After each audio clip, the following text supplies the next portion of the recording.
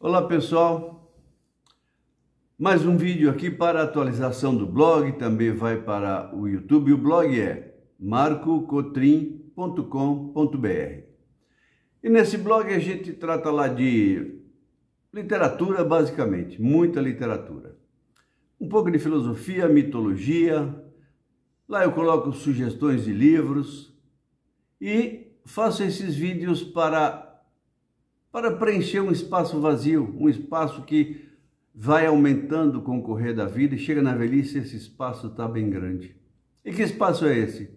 É o espaço da amizade, o espaço da boa conversa que pode ser no boteco, regado a água, cerveja, vinho, o que quiser, pode ser em casa, tomando um chá, tomando um café, pode ser na rua, passeando, uma conversa qualquer. Então, a velhice tem mais esse inconveniente, né? Não estou me queixando da velhice, a minha está ótima. Estou só colocando os inconvenientes, alguns inconvenientes da velhice. E esse inconveniente de esvaziar o espaço da amizade é bastante interessante, merece pensar e falar sobre. Os mais velhos da família já faleceram, os mais novos estão cuidando das suas vidas, os netos visitam de vez em quando, vêm, enche a paciência, vai embora, tal. Não que eu não gosto dos meus netos, eu gosto, mas eu brinco com eles que eles enchem muita paciência. Bom, e aí vai ficando o casal, só o casal, e o espaço das amizades vai se indo, né? Então o interesse, o intuito desse vídeo aqui é esse, é conversar. Fora isso, é absolutamente desinteressado. Você não gasta dinheiro, não está vendendo nada aqui, então o principal desinteresse é demonstrado com o fato de não se gastar dinheiro aqui, tá? Então, pessoal, hoje eu quero falar de novo, nessa atualização mensal, vou mandar mais 2 vídeos, e eu quero falar de novo, falar sobre outro livro. No outro eu falei sobre o livro da Márcia Tiburi, Complexo de Vira-Lata. Se quiser compreender um pouco melhor o Brasil, lá tem um assunto que vai ajudar. E agora eu vou tratar de um livro de filosofia. Puxa, é complicado? Não, não é complicado. É que outro dia eu falei um pouco sobre filosofia aqui e falei sobre a inutilidade da filosofia. A filosofia, do ponto de vista prático, é totalmente inútil, não serve para nada. Não dá dinheiro, não veste, não compra, não acontece nada. Agora, do ponto de vista do enriquecimento pessoal, é um mundo. É todo o universo que você pode vasculhar com a filosofia. Ué, enriquecimento, mas você falou que não dava dinheiro. Não é enriquecimento em dinheiro. Enriquecimento é em conhecimento, em alegria, em compreensão das coisas. E uma das coisas que a filosofia nos ajuda bastante é quanto a algumas consolações. Ela pode nos consolar em determinadas situações, né? Situações tristes, por exemplo, um luto. Situações aflitivas, por exemplo, uma ansiedade. Situações ruins, por exemplo, um medo. Quanto a isso, a filosofia pode ajudar bastante. E aí, eu vou trazer para vocês aqui, deixa eu pegar, esse livro eu tenho de papel, eu vou mostrar para vocês alguma coisa que eu li aqui, ó. As Consolações da Filosofia, de um filósofo francês ou belga, não me lembro da nacionalidade, mas do Alain de Botton. Esse filósofo como a maioria dos filósofos, é interessante ouvi-los porque eles têm raciocínios surpreendentes, né? Ele deu uma entrevista uma vez na televisão brasileira, eu assisti, gostei muito, comprei o livro dele e tal. Ele não veio fazer propaganda do livro, ele estava fazendo outra coisa, mas eu fui procurar informações a respeito e terminei dando com esse livro, que eu estou gostando muito. E uma dessas consolações, ele fala de vários filósofos aqui, e numa dessas consolações, ele fala do Epicuro. Epicuro foi um filósofo grego. Ele não era de Atenas, ele nasceu na cidade de Samos. Deixa eu olhar a data aqui, pessoal, que se decorar a data é complicado até hoje, não tem como. Ele nasceu em Samos, eu tenho um roteiro aqui e tem algumas coisas importantes anotadas para não deixar de falar. 341 antes de Cristo e morreu em Atenas em 270 antes de Cristo. E foi um filósofo interessante, porque, diferentemente do Sócrates e Platão, alguns anos antes, 100 e poucos anos antes, que pregavam a virtude como a finalidade da vida, o anseio máximo de uma pessoa era a virtude. Para Atenas, a virtude era participar da política, ir na ágora, e discutir, e etc. A retórica, a argumentação, isso era a virtude para um ateniense da época do Sócrates e Platão. Na época do Epicuro, Atenas estava complicada, estava muito conturbado o ambiente político, muita confusão e tal, teve a coisa dos 30 tiranos e tal, e o Epicuro e seus discípulos, seus amigos, resolveram se mudar para uma chácara nos arredores de Atenas e lá construíram casa, fizeram horta, plantaram frutas, arrumaram meios de sobreviver com o dinheiro que eles tinham junto, eles investiram ali e arrumaram um meio de sobreviver livres, independentes de emprego, de cargo, de qualquer outra coisa da cidade de Atenas. E daí resultou uma escola filosófica chamada O Jardim. Então o Epicuro morava nesse local com seus amigos. Obviamente a comunidade junta lá e gerou fofoca e tal. Esse pessoal é beberrão, é festa atrás de festa e não faz nada, fica lá só conversando, falando de filosofia, são uns inúteis e tal. Mas não era bem assim. Tanto não era verdade que em uma determinada situação, o Epicuro recebeu a visita de um amigo. E na despedida, ele falou para o seu amigo, olha, na próxima vez que você vier, traga um queijo para a gente fazer um banquete.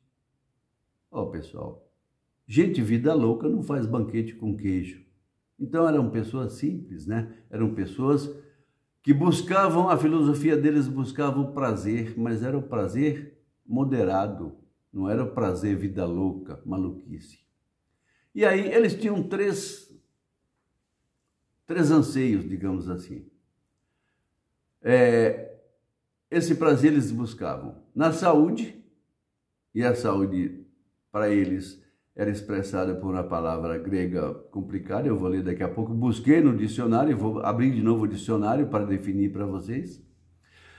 A saúde, os amigos, além das necessidades básicas, né, que eles colocavam, por exemplo, a comida. Eles adoravam comer bem, mas o comer bem para eles era comer coisas boas que eles colhiam e plantavam e colhiam, coisas de boa qualidade, mas coisas frugais. As refeições dos epicuristas não eram lautas refeições de comida requintada. Eram comida com amigos e comida frugal. Então, pessoal, esses eram os princípios. E os desejos, né? Para os epicuristas, eles classificavam em desejos necessários, né? Naturais e necessários, por exemplo, comer, beber, se vestir, sexo, se abrigar em uma casa e tal. Desejos naturais, todo mundo tinha, e necessários. Tinha outros desejos que eles diziam que eram naturais e não necessários. Por exemplo, o luxo. Puxa, quem não gosta de uma roupa bonita? Quem não gosta de um cobertor macio numa noite fria? Então, o luxo era um desejo natural, mas desnecessário. Um banquete é uma comida requintada. Era um desejo natural, mas desnecessário. Não era necessário para estar vivo e para estar alegre um banquete, mas uma refeição comum. E uma terceira categoria que eles diziam que eram os desejos vãos, que não eram nem naturais e nem necessários. Por exemplo, o desejo de poder. o desejo de riqueza, a vaidade, e coisas que a maioria de nós vive sem. Então esses eram desejos vãos. E aí tem uma coisa interessante, né, nesse livro aí do Epicuro. Eu vou procurar aqui no computador e já vou mostrar para vocês. Antes disso, vamos ver, com relação à saúde, o que os epicuristas diziam com relação à saúde, né? Para eles, o que era a saúde? Eles definiam isso com uma palavra grega, um palavrão grego, que era ataraxia. Vou repetir, ataraxia. Vamos ver o que é isso. Eu fui no dicionário UAS e vou ler para vocês a definição. Substantivo feminino. Filosofia. Para os pensadores céticos, epicuristas e estoicos,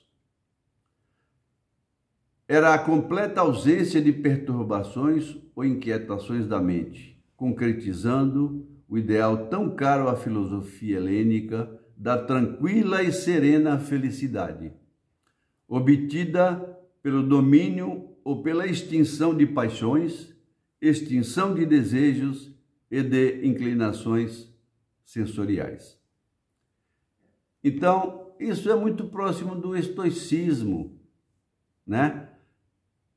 Que eram pessoas mais rigorosas, mais rígidas com o dever e tal, e mais impassíveis ante o sofrimento. Era próximo. Então, este era o prazer dos epicuristas, né? A comida, a ataraxia, que era essa supressão dos desejos inúteis, e a amizade. Então, pessoal, na ataraxia, o que eles buscavam? O sossego da mente, né? A paz mental, a ausência de ansiedade, de angústias, ausência de medos. E, com isso, eles poderiam valorizar as amizades que estavam próximas e travarem horas de conversas filosóficas. Então, isso basicamente era o epicurismo. Agora, tem uma coisa interessante, pessoal. O Alain de Botton, nesse livro, ele trata de Epicuro e ele traça esse gráfico que eu vou mostrar para vocês. Relação entre felicidade e dinheiro para alguém que tem amigos, liberdade, etc. Aí ele fala o seguinte, que para representar graficamente a relação epicurista entre o dinheiro e a felicidade, a capacidade que o dinheiro tem de promover a felicidade já está presente em salários modestos. E não aumenta com salários mais altos. Não deixaremos de ser felizes com gastos maiores, mas não excederemos, insistia Epicuro, os níveis de felicidade já disponíveis àqueles que recebem uma renda limitada. E o gráfico é esse que o Alain de Botton intuiu, esse gráfico aí. Aqui na ordenada, deixa eu verificar, níveis de felicidade. Na ordenada você vê aqui, ó, níveis de felicidade aumentando de baixo para cima. E na abscissa, da esquerda para a direita, dinheiro gasto, aumentando o dinheiro da esquerda para a direita. Então, se vocês verificarem, no começo, quanto mais dinheiro você gasta, quanto mais dinheiro você tem para gastar, mais feliz você está. Agora, chega aqui, ó, em determinado gasto, aqui ele colocou um número arbitrário, 20, chega aqui no 20, ó, a alegria empaca, ó, a felicidade empaca aqui, no 20. A felicidade continua igual. Você pode gastar os tubos aqui, ó, 30, 40, 50, 100, e a felicidade não aumenta. Mas isso é interessante? Um pouco. Agora eu vou tornar um pouco mais interessante para vocês. Em 2010, um americano muito inteligente fez um estudo né? Eu vou procurar o nome deles aqui.